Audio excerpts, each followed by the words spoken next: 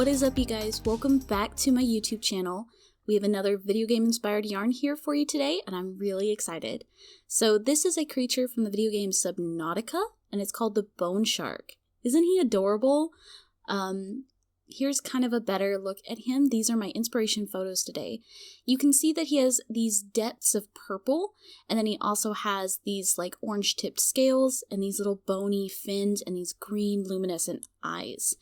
Those are kind of my inspiration for these skeins today. And look, I bought tiny spoons! I am so excited.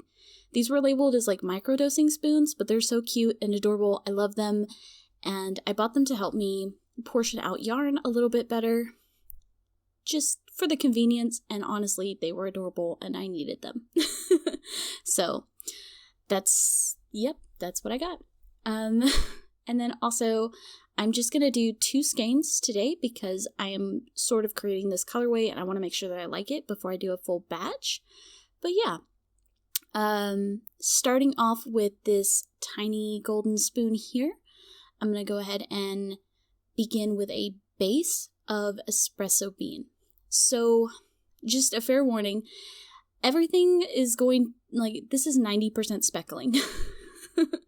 I want to really build upon the layers of this guy, so I'm going to start with this base layer, and my goal is to achieve a lavender-ish color, and unfortunately this is the best that I have. Now, I did buy some new colors recently, but I don't have any other purples outside of the espresso bean, so making do with what I have.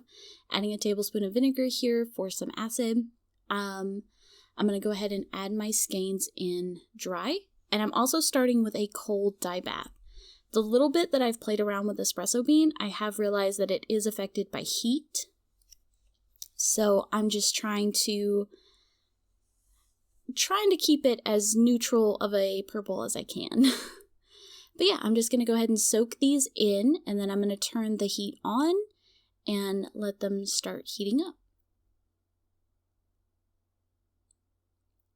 Turn the heat on high at first just to get them all nice and warm, and then I went ahead and dropped it back down to like a medium low once they were steamy and all heated up. Alright, this begins the first of many specklings. I'm going in with the espresso bean, and I'm just kind of doing really heavy speckles all over the skein. But I am just doing this on one side. I didn't want the espresso bean to take over everything, so I just did it on this one side, but really heavy speckles. I kind of let that set in, and then once it was all absorbed into the skein, I took a close look and I saw a lot of these blue speckles that just kind of broke away from it. And there I am just comparing the picture to my skein. This is one of the new colors I just bought, Champagne, and when I opened it, it was this bright orange. I was not expecting that. That was very surprising. But yeah, so I'm just going in with that, and this sort of represents that bone area. Champagne, it was the closest thing I could kind of get to that bone color on the fins. So just kind of going in with that, and then we're going to go in with our next color using the silver spoon. Is that not so cute? I love it. This next color, they didn't have any oranges. They were all sold out, so I ended up getting this sort of brownish orange color, and it does kind of work out, so yeah. But just went all over the skein with that, and then I let those colors set in, and once they set in, I went ahead and flipped the skeins and did it all over again. You can see there's a touch of color, but I wasn't too worried about it. I just went ahead and flipped them and went all over again with my speckling. And then I'd end up doing this one more time as well. So, like I said, a whole lot of speckling happening today. But I really was trying to build up the layers and give it that bone shark look. So, I did this one more time, went back in with all my colors and speckled all over, and let it set in. And then after all that, I did one final flip once everything was set into the yarn, and then I decided to speckle with my other new color, which is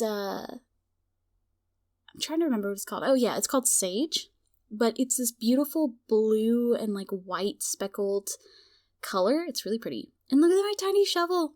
I'm not going to get over these. These are my favorite thing.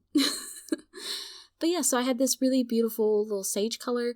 Unfortunately, they didn't have any luminescent green-blue colors, but this was the closest thing I saw that they had, so I purchased it, and I only did it on one side of the skein because he only has 2 eyes, and I wanted it to be more of a pop of color than all over. But yeah, let everything set, and then I turned off the heat, let it cool down, and here is the final result. I am so excited with how these came out. I was a little bit limited on color because they were sold out of a lot of colors when I went to buy some new ones. And there's some of that blue speckle from the broken espresso. But honestly, even considering that, I think these came out perfectly. I am so excited. Look at this, these beautiful little pops of green from the sage. I have these beautiful brown orangish areas, and then almost a bone-like color from the champagne. And I don't know, it all came out really nicely.